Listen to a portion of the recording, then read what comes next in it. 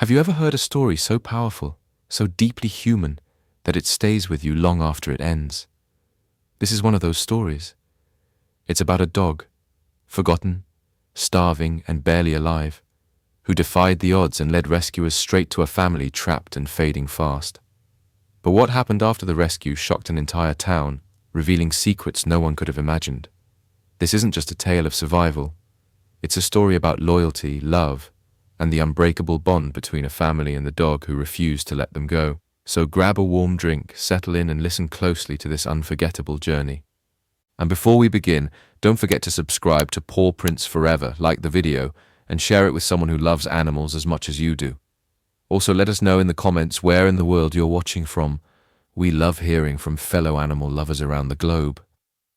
In the brittle chill of early March, when even the crows seemed too cold to caw, Milltown was a quiet place where neighbors waved politely, but kept to their own worries. The houses, framed by stubborn oak trees and wide open fields, all huddled under a heavy grey sky as if bracing against something unseen. On one particularly bleak afternoon, everything changed.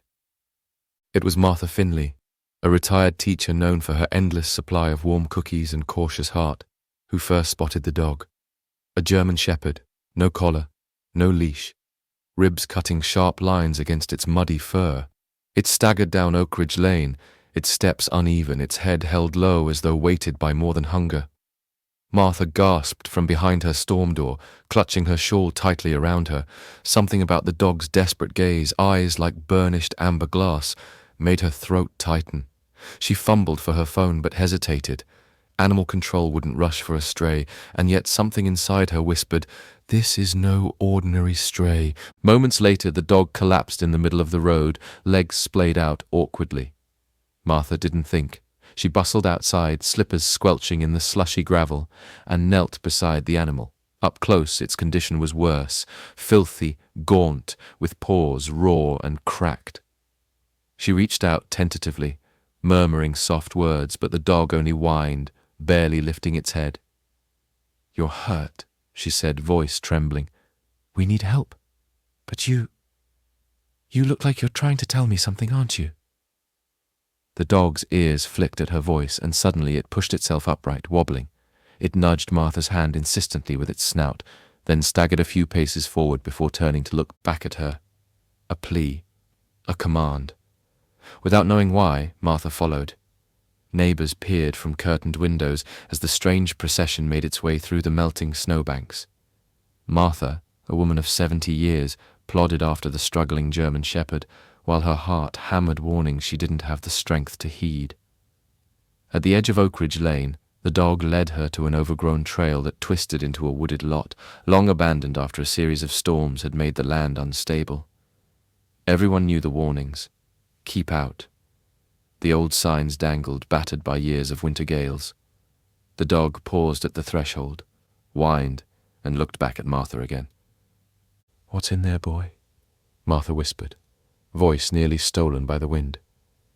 She pulled her phone from her coat pocket with frozen fingers and dialed 911. Deputy Sheriff Kevin Ross was 2 minutes from clocking out when the call came in. An elderly woman, a stray dog, and a gut feeling too strong to ignore. By the time he arrived, siren wailing briefly before he killed it near the woods, Martha was stamping her feet against the cold, pointing frantically. The dog sat beside her now, trembling but alert, its body taut as a bowstring. "I don't know what it wants, but it led me here," she gasped. "Please, deputy, something's wrong." Kevin nodded. His instincts, honed by 15 years of small-town policing and a few close shaves in bigger cities, prickled like nettles against his skin. He motioned to the paramedic unit that had followed him, a young team headed by EMTs Clara Reeves and Jake Holloway. "Stay back until we know it's safe," Kevin warned Martha, then turned his focus to the woods. The German shepherd barked once, a sharp, commanding sound, and staggered into the trees. "Jesus," Jake muttered, tightening the strap on his medical bag. "That dog looks half dead." Kevin grimly followed, boots crunching against the icy brush. They hadn't gone far when the smell hit him. A faint undercurrent beneath the pine and damp earth. Smoke. Not campfire smoke, Acrid, sour, wrong. They found the remnants of an old access road, half swallowed by time. Tracks marred the muddy surface, recent tracks, heavy tire marks leading deeper. "Who's been back here?" Clara whispered, scanning the woods.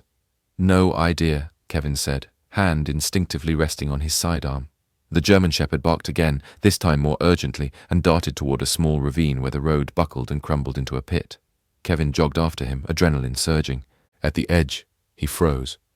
A battered blue van lay wrecked at the bottom, half crushed under a fallen tree.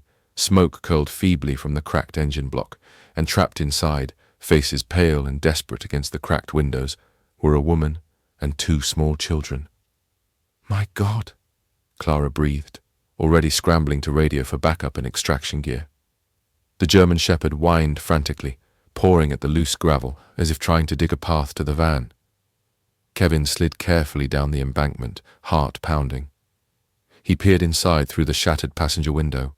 The mother inside, mid-30s, blood matting her dark hair, pressed her palm weakly against the glass.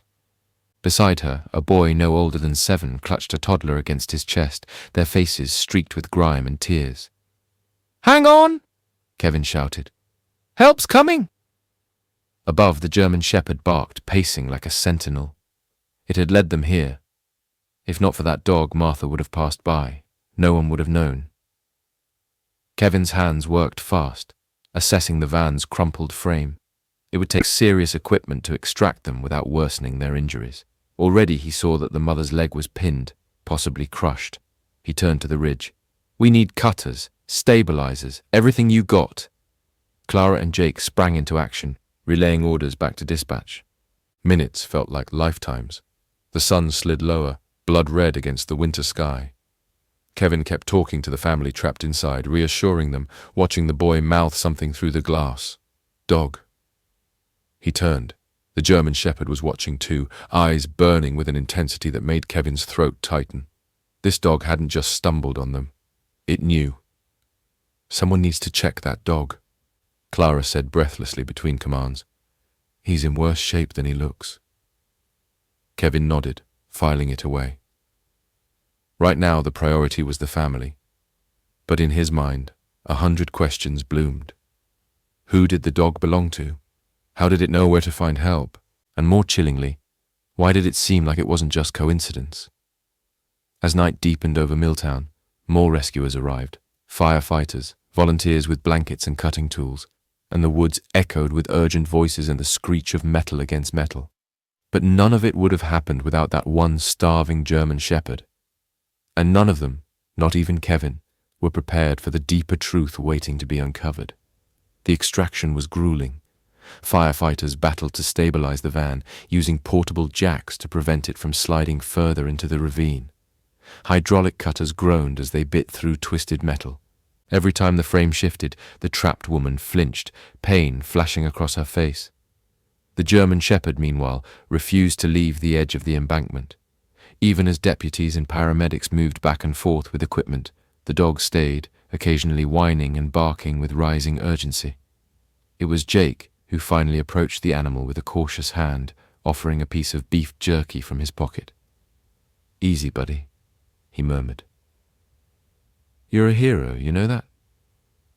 The dog sniffed the offering, eyes wary but desperately hungry.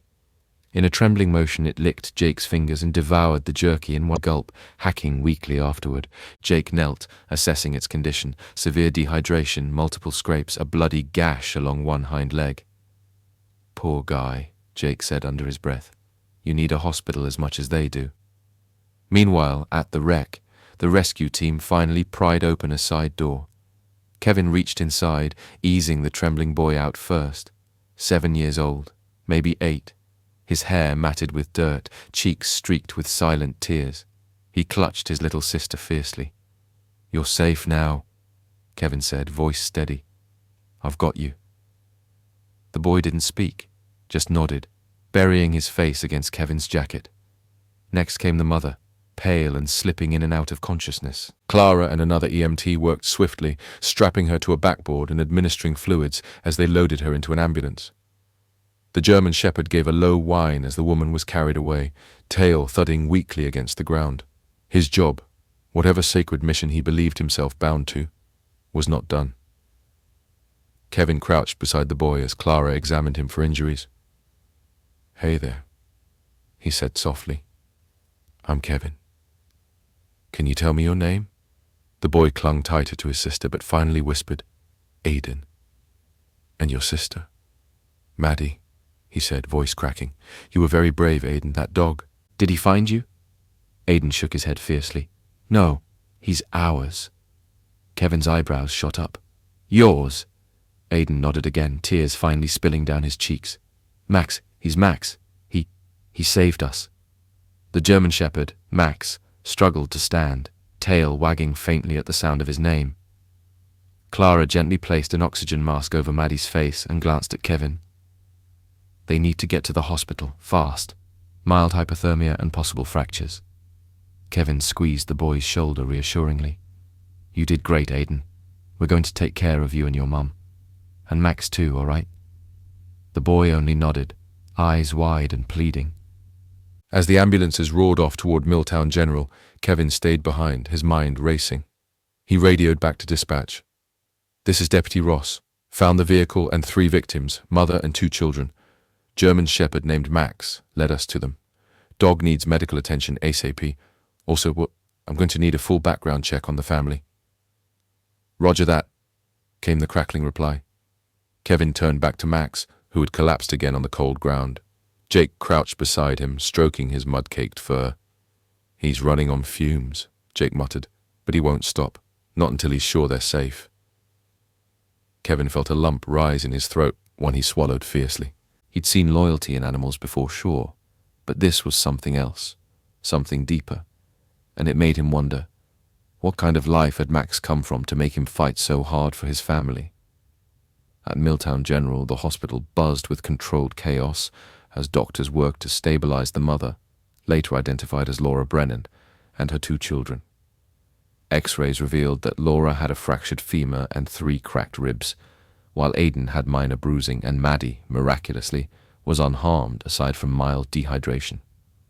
Max, meanwhile, was another matter. Dr. Elise Patton, the town's part-time veterinarian, was summoned from her warm office downtown. She arrived at the hospital carrying a portable kit, her boots still dusted with snow.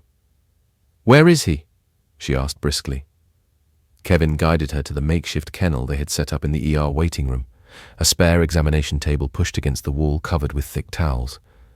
Max lay there unmoving but conscious, his chest rising and falling in shallow pants. "Poor thing," Elise whispered, kneeling beside him. She worked quickly, inserting an IV line with practiced ease and stitching the worst of his gashes. All the while, Kevin stood nearby, watching Max's eyes track every movement toward the doors, toward the stretchers, toward his family. "How is he?" Kevin asked quietly. "Severely malnourished, possible internal injuries," Elise said grimly. "But he's tough. Tougher than most." Kevin knelt, careful not to startle the dog. He spoke low like he might to a skittish child. "You did good, Max. You saved them. You hear me?" Max's ears flicked, and a weak thump of his tail hit the table. Elise looked at Kevin, her eyes softening. "He's going to need weeks of recovery. Good food, warmth, and love." Kevin nodded. Something deep inside him stirred, a feeling he hadn't touched in years, ever since his wife had passed. The kind of feeling that whispered maybe, just maybe, redemption came in strange forms. And this dog, this miracle named Max, was one of them. But as the night deepened, and the Brennan family rested under hospital care, unsettling details began to emerge. Details that hinted Max's heroic actions weren't just a simple matter of survival.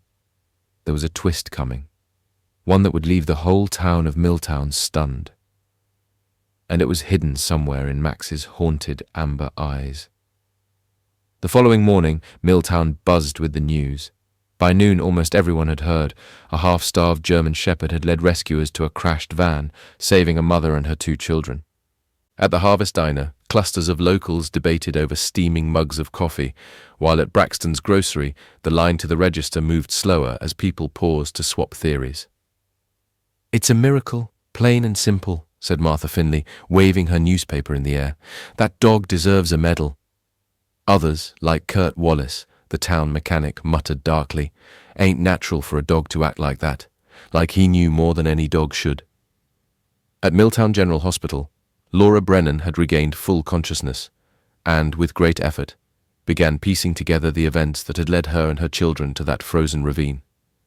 Deputy Kevin Ross sat by her bedside, notepad in hand, though his tone was far from official. He wanted to understand, not accuse.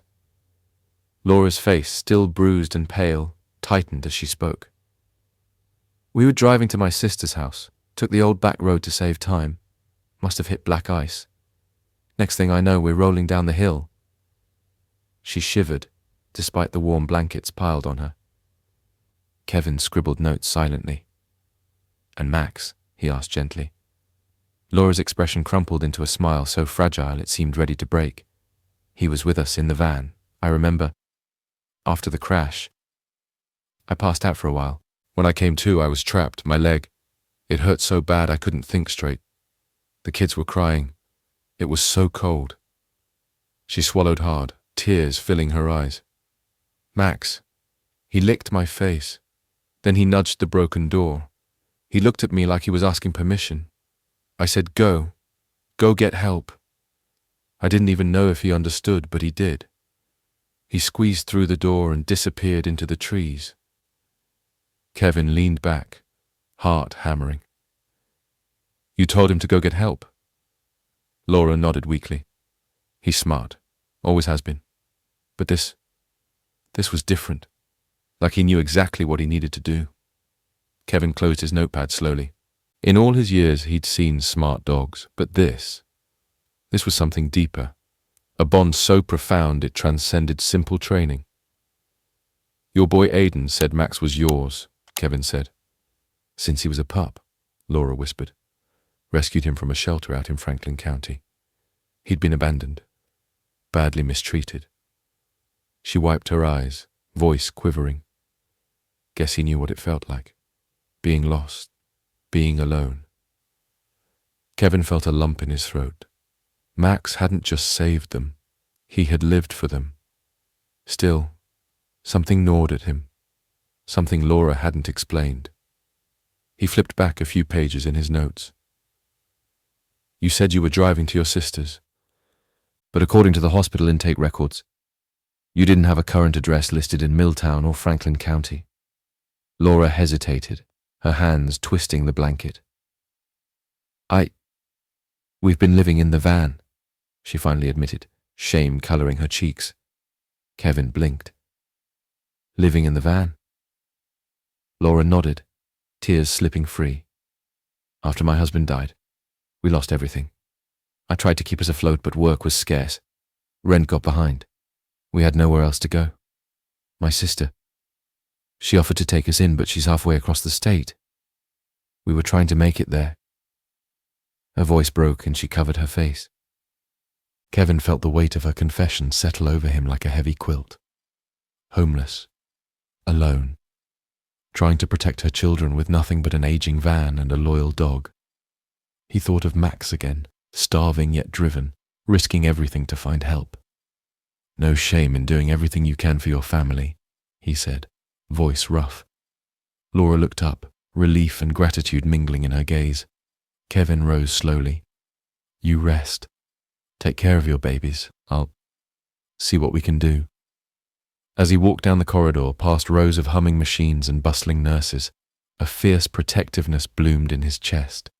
Milltown might have been a small town with its share of suspicious minds, but if Kevin Ross had anything to say about it, they weren't going to let Laura, Aiden, Maddie, or Max fall through the cracks again.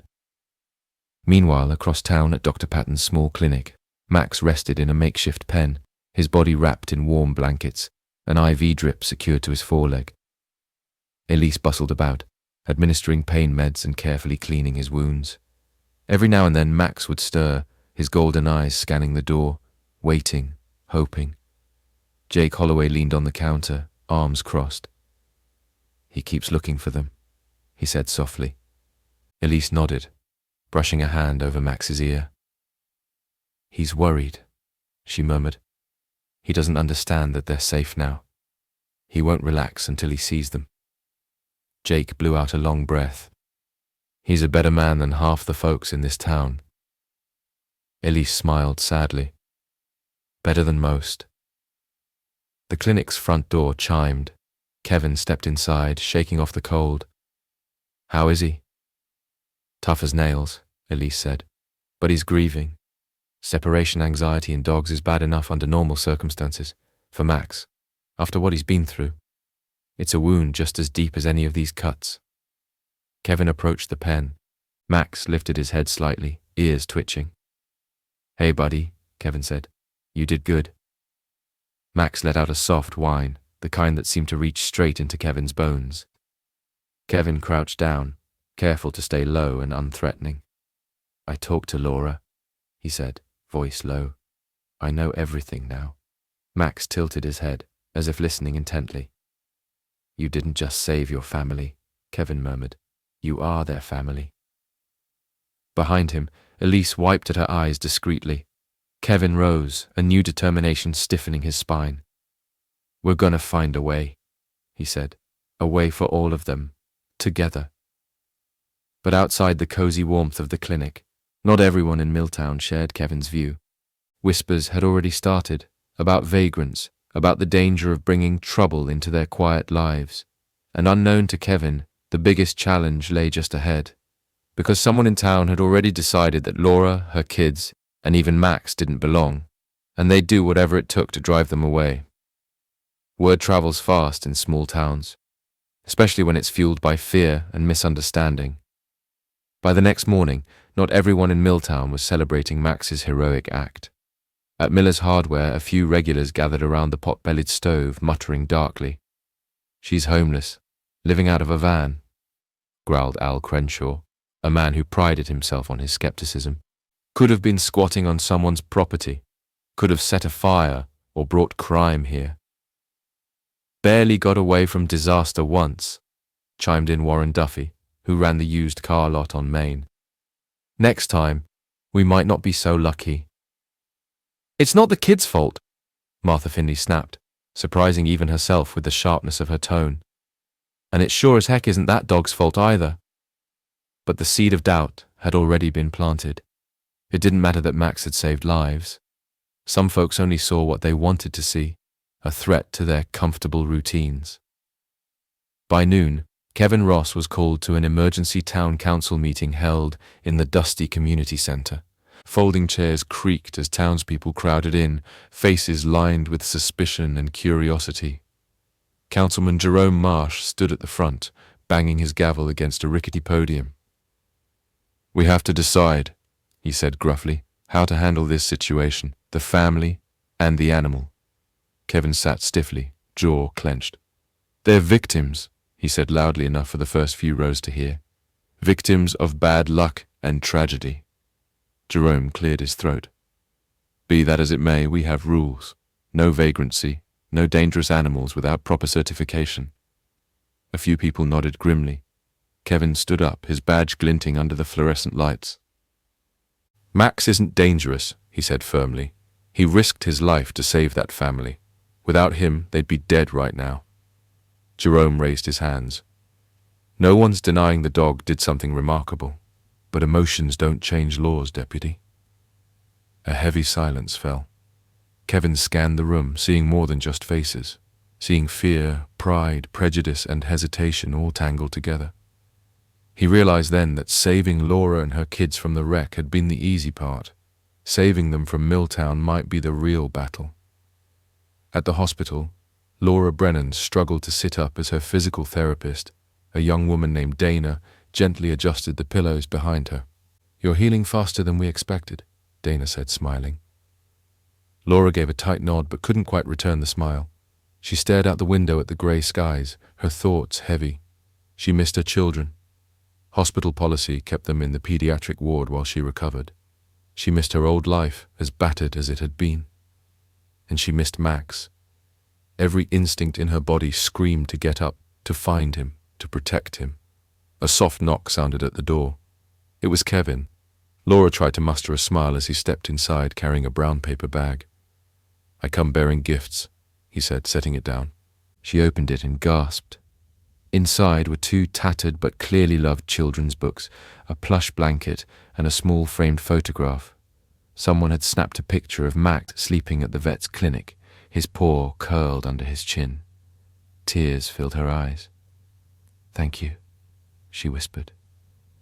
Kevin pulled up a chair. "Laura, there's something you need to know," he said, tone serious. "Some folks in town, they're nervous about all this."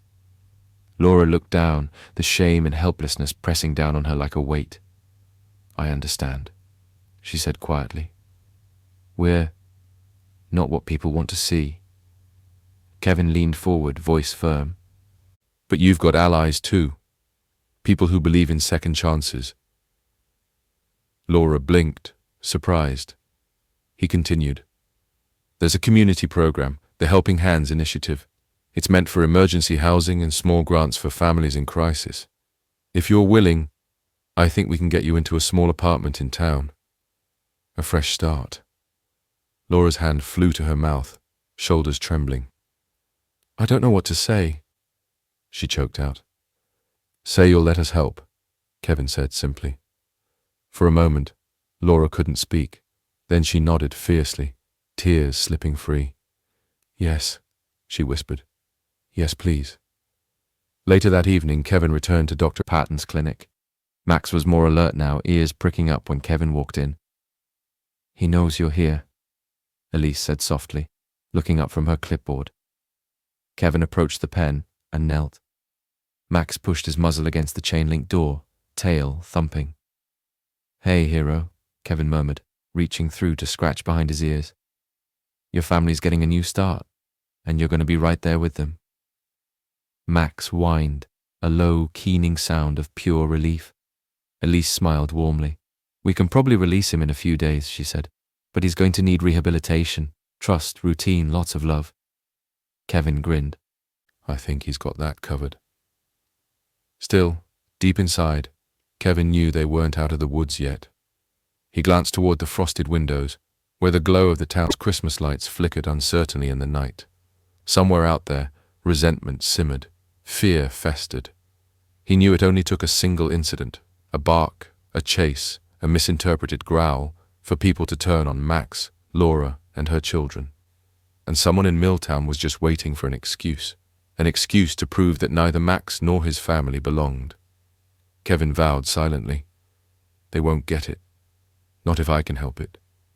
The following days passed like a slow thaw after a brutal frost. With the help of the town's Helping Hands Initiative, Kevin and a few sympathetic neighbors managed to secure a tiny 2-bedroom apartment above Jennings Hardware for Laura and her children. It wasn't much, creaky floors, a cranky radiator, but it was clean, warm, and safe. The day Laura was discharged from the hospital, a small convoy assembled. Kevin with his pickup truck, Martha Finley with a casserole balanced on her knees, and Elise Patton driving her station wagon with Max in the back, wrapped in blankets like a wounded soldier returning home.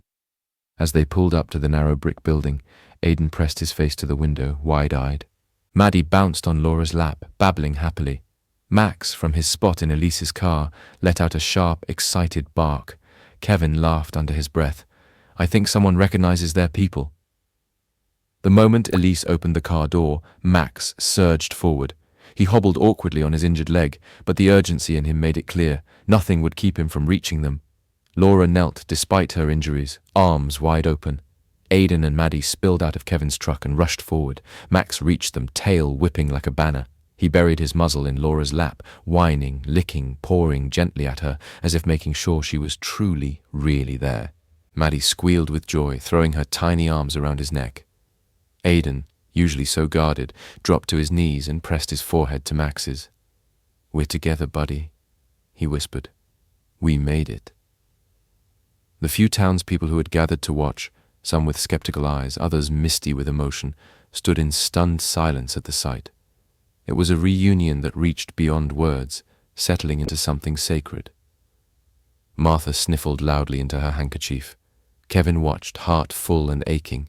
This was what loyalty looked like, what love looked like. No rumor, no whisper, no prejudice could erase it. Life settled into a fragile rhythm after that. Laura, still recovering, found work cleaning offices in the evenings.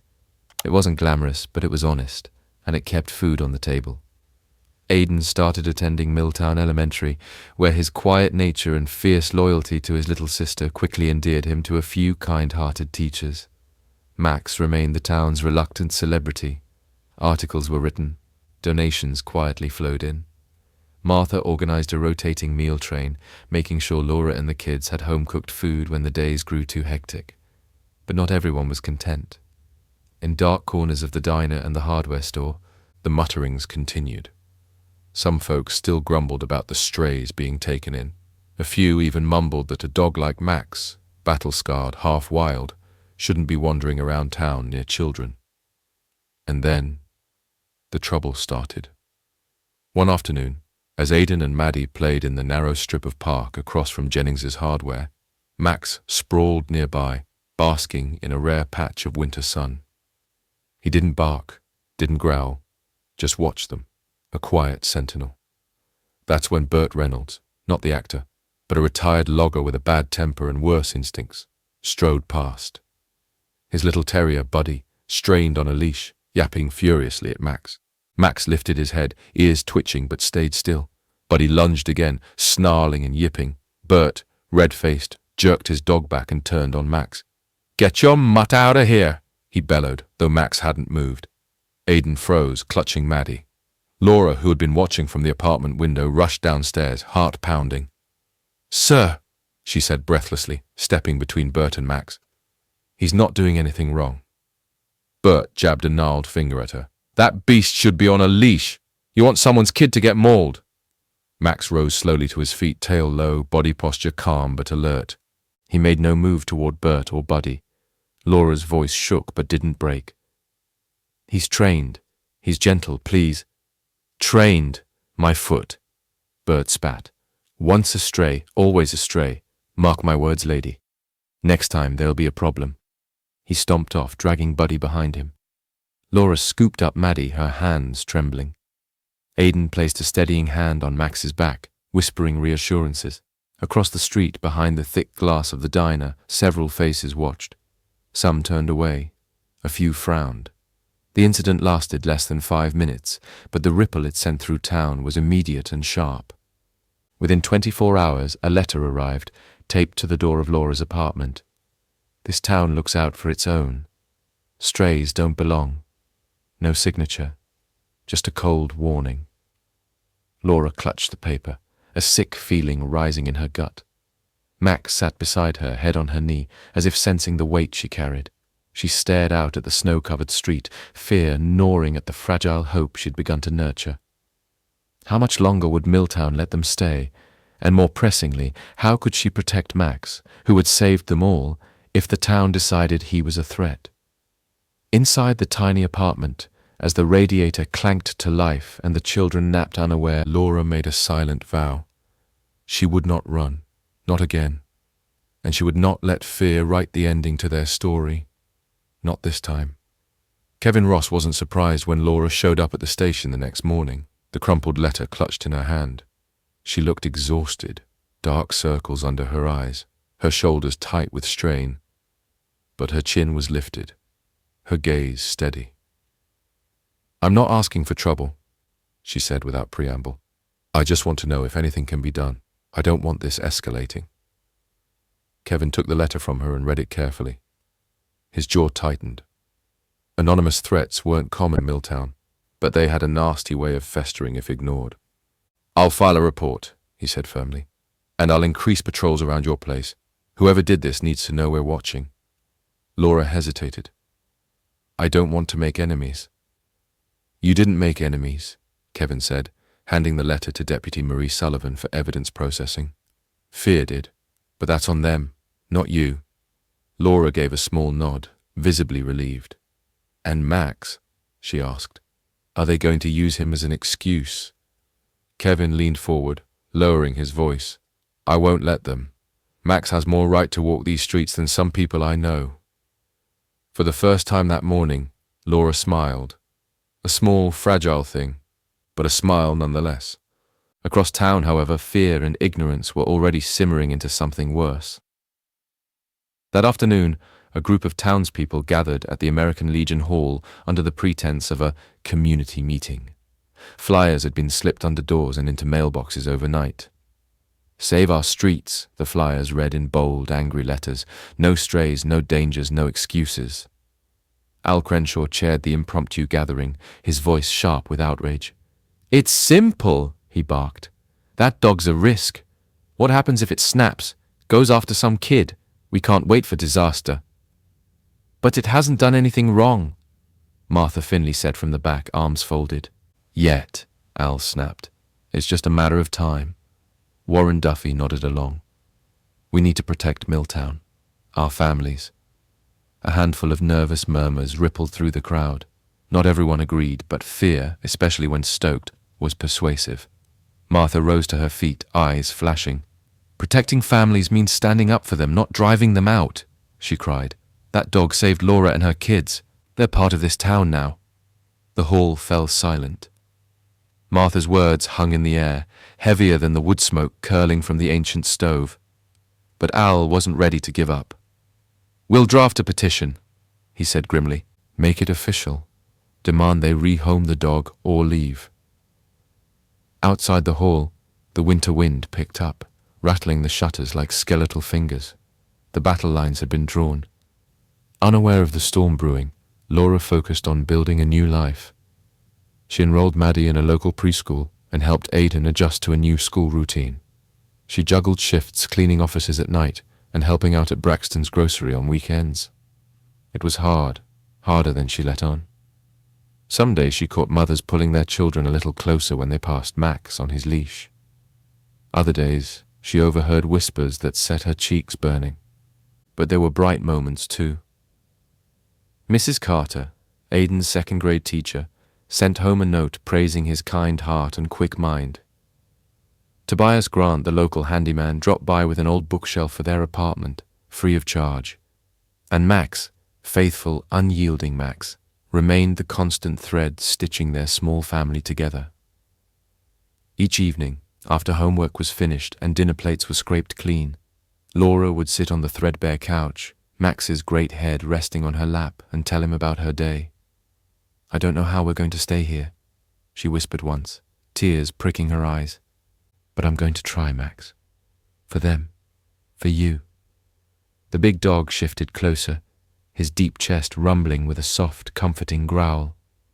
Laura clutched his thick ruff in her hands, drawing strength from his silent promise. "I'm here. I'm not leaving." 3 days after the meeting at the Legion Hall, the petition landed on Mayor Evelyn Carter's desk. She stared at it in disbelief. "We, the undersigned, demand that the town of Milltown address the threat posed by the German Shepherd known as Max. We request that said animal be removed from the town limits to ensure public safety." It had nearly 100 signatures. Evelyn leaned back in her chair, hands steepled under her chin. She was no stranger to the currents of fear and resentment that occasionally bubbled up in Milltown, but she also knew injustice when she saw it. Max was no threat. Laura's family was no threat. The real threat, the real cancer, was fear itself. With a sigh, she picked up the phone and dialed Kevin Ross. "We need to meet," she said when he answered. "Today. Before this gets worse." As the snow began to fall once more, blanketing the little town in deceptive quiet, a confrontation loomed. Laura didn't know it yet. Max, napping in a sunbeam at her feet, didn't know it yet. But Milltown was about to be forced to decide. Would it stand on the side of compassion or cower behind fear? The meeting was set for Saturday afternoon at the town hall. Mayor Evelyn Carter didn't waste time. She posted a notice outside Jennings Hardware at Braxton's grocery, even on the bulletin board inside the diner. Town hall meeting discussion regarding public petition attendance, strongly encouraged. Rumors raced faster than fire through dry grass. Some said Max would be taken away by force. Others claimed Laura and her children would be asked to leave Milltown altogether. By the time Saturday arrived, the narrow parking lot was jammed, and a tense, buzzing crowd filled the small wood-paneled meeting room. Folding chairs scraped loudly against the linoleum floor. Coats were shrugged off but not neatly folded, tensions stiff in the air. Laura sat near the back, Max lying loyally at her feet, a soft leash wrapped around her wrist. She wore her best jeans and a plain blue sweater, hair pulled back tightly, trying to make herself look neat, respectable, unthreatening. Aidan and Maddie sat on either side of her, tiny hands gripping the fabric of her sleeves. Kevin stood by the entrance, scanning faces. He caught Martha Finley's encouraging nod, saw the narrow, tight faces of Al Crenshaw, Warren Duffy, and others who had spearheaded the petition. When Mayor Carter banged her gavel, the room fell quiet. "We're here today," she began, voice steady but firm, "to address concerns raised in the public petition filed this week regarding the Brennan family and their dog, Max." A low ripple of murmuring. "First," she said, "let's establish the facts." She turned to Kevin. "Deputy Ross, would you please summarize the findings of your investigation?" Kevin stepped forward. His boots sounded heavy against the floor. "After receiving an anonymous threat against Miss Brennan and her family, I launched a full review," he said clearly. "I found no incidents, no reports of aggression, and no cause for concern regarding Max." He paused, letting his gaze sweep the room. "In fact, if it weren't for Max, we wouldn't even be having this conversation. Laura Brennan, Aidan, and Maddie would likely be dead. It was Max who crossed miles of frozen woods, half-starved and injured, to find help." Whispers flared again, some angry, some ashamed. Kevin pressed on. "I've spoken with multiple witnesses. Max has not displayed any threatening behavior. He's obedient, gentle with children, and responds immediately to commands." Someone near the front, Burt Reynolds likely, grunted loudly in protest. "And let's be clear," Kevin said, voice sharpening. "The law does not permit us to remove or rehome a dog without cause. Fear is not cause. Prejudice is not cause." Mayor Carter nodded. "Thank you, Deputy." She turned back to the crowd. "Now," she said, folding her hands neatly on the podium, "I would like to give Miss Brennan an opportunity to speak." Laura stiffened. Every instinct screamed at her to stay silent, to hide, to shrink. But she felt Max's steady breathing against her leg, felt Aidan's small hand squeeze hers. She rose slowly, the leash wrapped securely around her wrist, and walked to the front of the room. The crowd shifted, some avoiding her gaze, others glaring openly. Laura cleared her throat, voice shaking at first. "I didn't come to Milltown to cause trouble," she began. "I came because I had nowhere else to go. I just wanted my children to be safe." She glanced down at Max, who looked up at her with that infinite, steady trust. "I know Max doesn't look like a hero. He's rough, he's scarred, but he's family. He's protected my children in ways no human ever has. He's gentle, loyal, and if you give us the chance, I promise we'll give back to this town." Silence hung thick in the room. Laura's voice grew stronger. "I'm not asking for special treatment, just a chance, just the same grace and kindness that every person here would want if the tables were turned." Aidan slipped from his chair and ran to her side, hugging her waist fiercely. Maddie toddled after him, clutching Max's ear in her tiny fingers. The big German shepherd didn't flinch, only wagged his tail softly, gaze never leaving Laura. Someone in the back sniffled audibly. Martha Finley stood up, clapping once, then again, until a few others hesitantly joined. Not everyone applauded. Some crossed their arms, faces like closed doors. But a shift had begun, small but undeniable. Mayor Carter picked up the petition from her desk, the papers fluttering slightly in her hands. "I've heard enough," she said. She took a match from her pocket, struck it against the rough surface of the podium, and lit the corner of the petition. The paper curled and blackened, turning to ash in the waste bin beside her. Gasps echoed around the room. "The petition is null and void," she said crisply. "Laura Brennan and her family are welcome in Milltown, and Max stays." For a moment, no one moved. Then Martha Finley stepped forward, dropping a knitted scarf onto Laura's shoulders. "For a fresh start," she said, squeezing Laura's hand. Kevin smiled grimly. Not everyone would be happy. There would still be battles ahead. But the heart of Milltown had spoken today, and it had spoken with compassion. Laura knelt beside Max, burying her face in his fur. "We did it, buddy," she whispered. "We're home." Max closed his eyes, tail thudding softly against the floor, content. But even as Laura allowed herself to breathe for the first time in months, none of them knew that another challenge loomed ahead. One tied to Max's past, to the scars he carried not just on his body, but on his soul. A challenge that would test everything they thought they knew about loyalty, forgiveness, and the true meaning of family.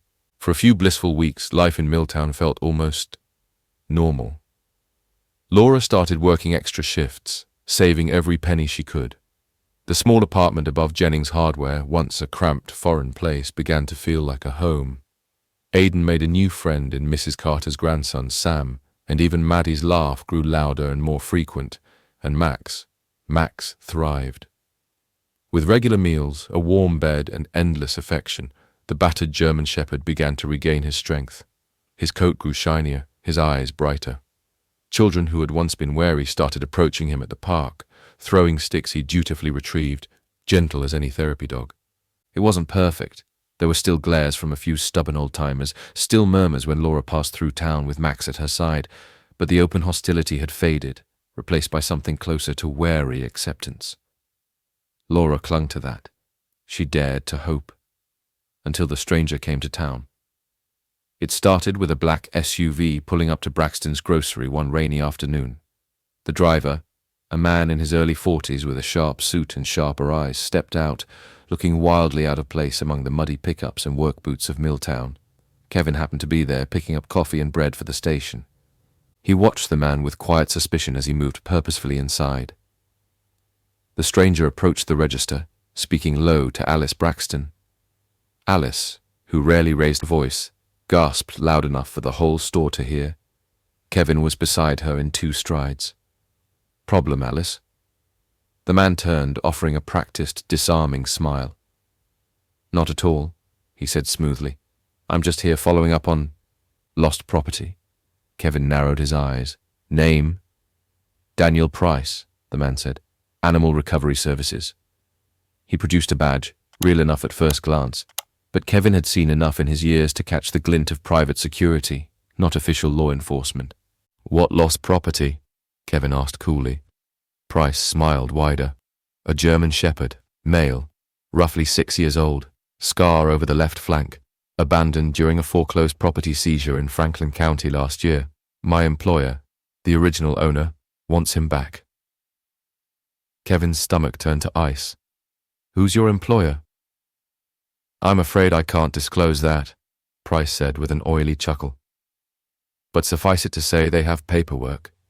He tapped a leather folder against his palm. "And a claim." The town's fragile peace shattered that evening when Kevin broke the news to Laura.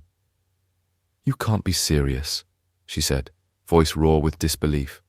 "They're trying to take Max." Kevin nodded grimly. Technically, if the dog was considered property and never officially adopted through the shelter, they might have a legal claim. "But he's not property," Laura cried, fists clenching at her sides. "He's family." Max sat beside her, leaning heavily against her legs, sensing the storm in her voice, his amber eyes clouded with confusion. "Why now?"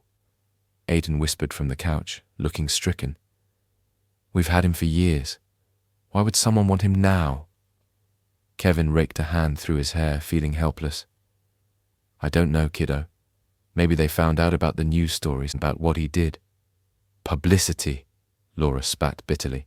"They want the hero dog for themselves." Kevin nodded grimly. "That's my guess." The room spun. Laura knelt, gripping Max's face between her hands. "You listen to me," she whispered fiercely. "No one's taking you. Not without a fight." Max licked her cheek, a soft, slow motion full of trust. Kevin hesitated, then said, "We can fight it, Laura. File a legal challenge, prove abandonment, prove you've provided care, but it won't be easy. They have resources, lawyers." Laura drew herself up, spine straightening. "Then we'll fight," she said. I don't care how long it takes.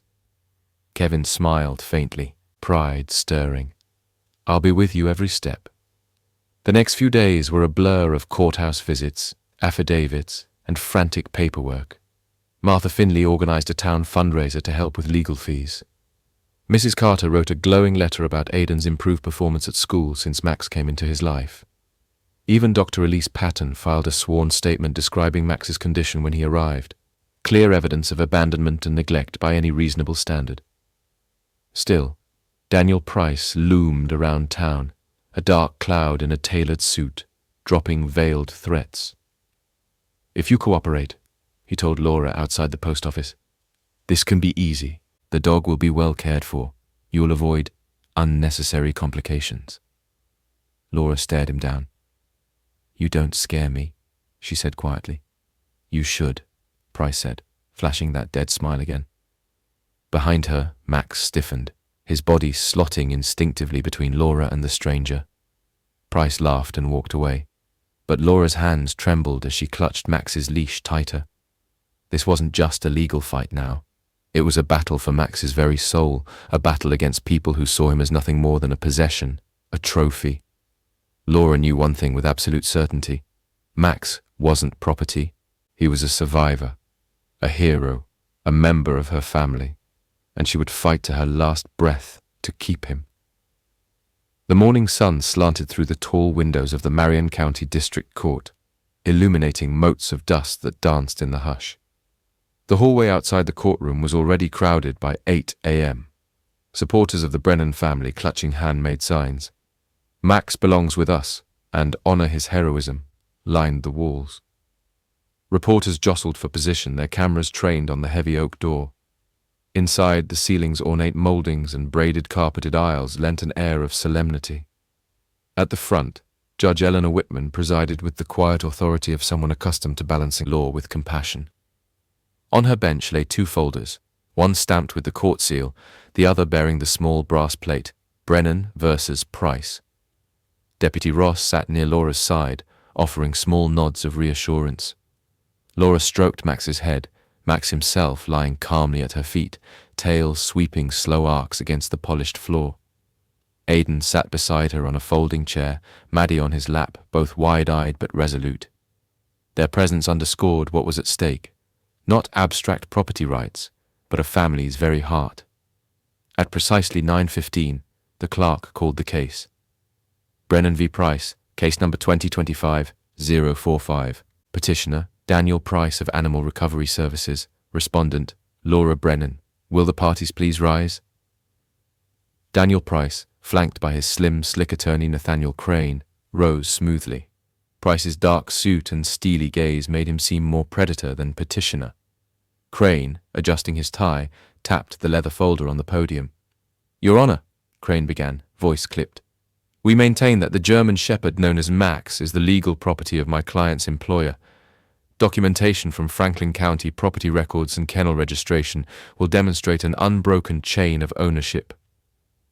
From the back, a murmur rippled through the supporters. Laura gripped Max's leash tighter, feeling the dog's low whine against her leg. Judge Whitman held up a hand. Counselor, is your client present today? Crane hesitated. No, Your Honor. Mr. Price represents the interests of a private individual who, due to health reasons, cannot attend in person, but he has provided full power of attorney. The judge's expression flickered. Very well. Miss Brennan, your response? Laura rose, her voice steady though her heart thundered. Your Honor, I respectfully contest any claim of ownership. I adopted Max from the Franklin County Humane Shelter in February of 2019. He had been abandoned, emaciated, wounded, and unclaimed. Through my diligent efforts, he regained health, and in turn, he saved my life and the lives of my children. I've provided the court with signed adoption papers, vet records from Dr. Patton, and witness statements from neighbors who can attest to his residency with me for 6 years. Crane bristled. Your Honor, those records lack a registered transfer of ownership. The absence of formal shelter documentation in his name does not negate prior ownership. The law views domestic animals as chattel, property. My client's estate must be made whole. A tense hush fell. Judge Whitman flipped through her notes. Let's proceed with evidence, she said. Mr. Crane, you may call your first witness. Crane called on Sarah Nguyen, director of the Franklin County Humane Shelter. Her uniform bore a modest shelter logo, her demeanor calm but firm. Miss Nguyen, did you ever receive an ownership claim for this German Shepherd after he was surrendered in 2019? Crane asked. Nguyen's eyes met the court. No, the dog was unclaimed. According to our logs, he came in as a stray. He received standard medical care, then was placed up for adoption. Miss Brennan completed all required paperwork and paid the adoption fee on February 15, 2019. She held up a photocopy of the adoption form. Mr. Price's employer never contacted us. Crane tried a follow-up, but Nguyen's testimony stood unshaken. Next, Laura's pro bono attorney Mary Douglas called Dr. Elise Patton to the stand. Elise approached, wearing her white coat even in the courtroom's hush, her vet's ID pinned to her collar. Dr. Patton, when did you first treat Max? Douglas asked. Elise Patton, she corrected, then smiled gently. He arrived at my clinic on March 3rd, 2025. He was severely emaciated, body condition score of 1 on a 9-point scale. Multiple wounds, signs of prolonged neglect. He required immediate medical intervention. Miss Brennan provided daily care, follow-up treatment, and emotional support. He would have died without her. Douglas turned to the jury, a judge-alone panel in small claims. Would you say Miss Brennan exercised all the duties of a pet owner under state law? Absolutely, Dr. Patton replied. More than I've seen from many registered owners. Finally, Mary Douglas surprised the court by calling Aidan to the stand. The boy stood shakily at the rail, Max's paw slipping against the polished wood. Aidan, Douglas said kindly, can you tell Judge Whitman about your relationship with Max? Aidan nodded, voice small but clear. He's my brother. When Mum and I were in the van, it was freezing. I thought we were going to die. Max ran through the woods to get help. He didn't have to. He could have died trying, but he did it because he loves us. Tears glistened in his eyes. A hush deeper than before settled over the courtroom. Even Crane's steely expression wavered. Judge Whitman paused, leaning forward. I have one more request before ruling. Miss Brennan, will you bring Max here for a brief demonstration of obedience and demeanor before the court? A collective intake of breath. Laura swallowed, then nodded. She clipped on Max's leash and guided him to the front. Max rose, golden eyes calm, and sat squarely in front of the judge's bench. Max, Judge Whitman directed, sit. Max's ears pricked, his rump lowered smoothly to the floor. Stay. His body remained rigid, gaze unwavering. Lay down. Max stretched forward in one graceful motion, legs folded beneath him. Good boy, the judge said, smiling. Now remain. Max lay still, chest rising and falling in measured breaths, until the judge nodded again. He rose, leapt backward several feet, circled the courtroom perimeter at a brisk trot, and returned to Laura's side, never once straying, never once reacting to noises or movement in the gallery. The gallery erupted in soft applause. Even Crane offered a grudging nod. Judge Whitman cleared her throat as the applause subsided.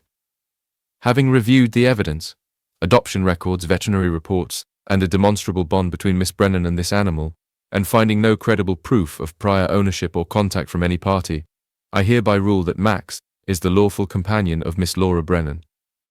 All claims by Mr. Daniel Price or Animal Recovery Services are dismissed with prejudice. Any further attempts to assert ownership here will be considered vexatious litigation. She rapped her gavel. Court is adjourned. A cheer rose from the back. Laura embraced Aidan and Maddie, tears spilling free. Kevin and Martha hurried forward, enveloping her in hugs. Max leapt up, tail wagging so fiercely his entire body wiggled. Outside the courtroom doors, neighbors pressed forward, offering congratulations and relief. Reporters snapped photos of the family, the framed court order, and of course the hero dog in his finest moment. But as the sun dipped low that evening, a lone black SUV crept down Maple Street, its windows darkened. Daniel Price sat behind the wheel, face shadowed, eyes cold. He spoke into a phone. Appeal drafted. We'll get that dog back. Mark my words. Inside the Brennan apartment, Laura hung the official court order on the living room wall. Aidan and Maddie traced their fingers over the bold letters. Max is the lawful companion of Laura Brennan. Max lay across Laura's feet, head resting on her slippered toes. Martha stopped by with homemade apple pie. Kevin raised a warm mug of cocoa. The little apartment glowed with laughter and the gentle rustle of family. Yet in the back of Kevin's mind, the memory of Price's final words lingered, a whisper of shadows against the bright new normal. This fight isn't over. And as Max drifted into a contented slumber, dreaming perhaps of frozen ravines and the children he saved, Milltown looked on in awe at the bond that had conquered fear, prejudice, and even the law itself. They would protect Max and his family, come what may, ready for whatever twist lay around the next bend. It had been 3 months since the courtroom victory, and life in Milltown had settled into a rhythm. The cold days of early spring slowly gave way to the warmth of summer, and with the change in seasons came a change in the mood of the town. Max, once seen as a danger by some, was now a beloved figure, his story celebrated in whispered conversations and at town gatherings. He was the dog that had saved a family and reminded the people of Milltown what it meant to truly look after each other. Laura had started her own cleaning business, using the money raised during the fundraiser to purchase supplies. She worked long hours, but the effort was worth it. The small apartment, once a symbol of hardship, had become a home. Warm, filled with the laughter of Aidan and Maddie, the scent of fresh bread, and the ever-present company of Max, whose quiet loyalty was the anchor in their chaotic lives. Aidan, now more confident and well-adjusted, was thriving at school. He'd made more friends, and his teachers couldn't praise him enough for his kindness and sharp mind. Maddie, ever the curious soul, was now old enough to ask questions about her father, about the life she never got to know. But Laura, with a steady hand, answered each question with love and truth, always making sure her children understood that they were survivors, stronger than most. Yet, despite the peace, a faint shadow lingered over the horizon. It was late one Thursday evening when Laura first saw the SUV again.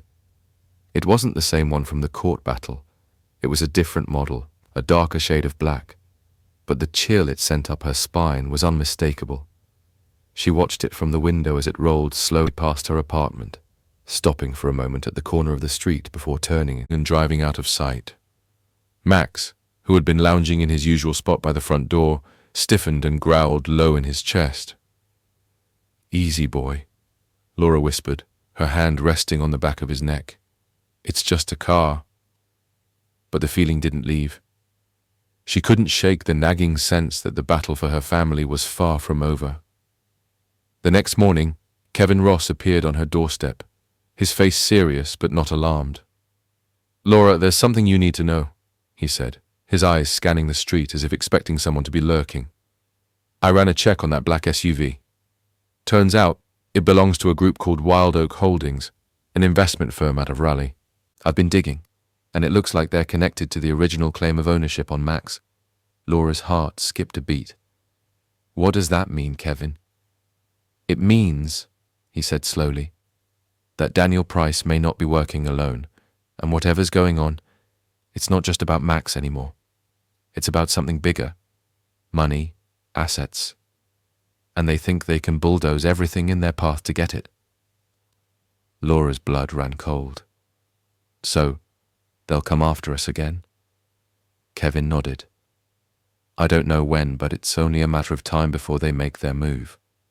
You've been under their radar, but now that the town's rallied behind you, they know they have to act quickly." She turned to look at Max, who was lying in front of her, his eyes still full of quiet wariness. She could feel his protective nature radiating from him. "Then we fight again," she said quietly, her voice firm. "We fight for Max. For my kids. For us." Kevin nodded approvingly. "And I'll be right here with you, Laura. You're not alone in this." Days turned into weeks, and the atmosphere in Milltown thickened with uncertainty. People had heard the rumors of the mysterious investors behind Price and Wild Oak Holdings, whispers about their reputation, cold, calculating, and determined to claim everything they could, filled the air. It was clear now that this wasn't just a case about a dog. No matter how heroic he was, it was about control, power, and greed. Laura knew that the battle ahead would be much harder than the first, but this time The stakes were higher, and she was determined to face them head-on. She spent sleepless nights going over legal documents, gathering allies, and preparing herself for what was to come. Max, always by her side, offered her an unspoken comfort. His presence was a steady reminder of why they had to keep fighting. For each other. For the family they had built. Then, one chilly morning in early autumn, the worst came. A letter arrived at her doorstep, hand-delivered by a courier, sealed with the official insignia of Wild Oak Holdings. The contents were short and direct. Your legal claims to the German Shepherd known as Max are hereby invalidated. You are required to surrender the animal within 7 days. Failure to comply will result in immediate legal action and possible seizure of your property. Laura's hands shook as she read the letter, and Max, sensing her distress, trotted over and placed his head in her lap. But this time, Laura didn't hesitate. She didn't crumble or succumb to fear. She reached for the phone and dialed Kevin's number. "We need to move quickly," she said. "We can't let them take him. Not now." The next week was a whirlwind of activity. Kevin coordinated with local lawyers and contacted journalists who had been following the case. Word of Wild Oak Holdings' actions spread like wildfire through the small town. People who had once remained silent now spoke up, offering testimony, evidence, and support. The people of Milltown, who had witnessed Max's heroism, his loyalty, and the bond between him and his family, rallied behind Laura in full force. By the time the 7th day arrived, the town was ready for battle. Laura, her children, and Max stood together at the heart of Milltown, strong, resolute, and unshaken. They were no longer just fighting for a dog. They were fighting for their home, their right to live peacefully, and for the freedom to protect the things they loved most. When the representatives from Wild Oak Holdings arrived, they found the entire town waiting for them. In the end, it wasn't just the law that mattered. It was the power of a community united in compassion, determination, and an unbreakable bond. Max, hero, protector, and symbol of everything that mattered, was not just a dog. He was the heart of Milltown, and this time, the fight was over. The victory was theirs. That night, as Laura sat on the porch with her children, and Max lying peacefully at her feet, she realized something. This wasn't just a story about survival. It was about home. About creating a place where love and loyalty triumphed over fear and greed. It was a place where, no matter the challenges, they could stand together, stronger than ever. And as the stars blinked to life above them, Laura knew that this was just the beginning of their story, one of many more chapters to come. Max wasn't just a dog. He was the beating heart of a family who had already lost too much. And against all odds, through cold forests, courtroom battles, and corporate threats, he never gave up. He didn't just save lives.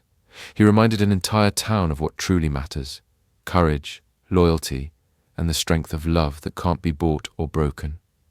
If this story touched your heart, please like the video, share it with someone who needs hope, and don't forget to subscribe to Pawprints Forever for more true, heartwarming stories like this one. And in the comments, tell us, have you ever known an animal who changed your life? We read every one. Until next time, thank you for watching, and give your furry friend an extra cuddle today.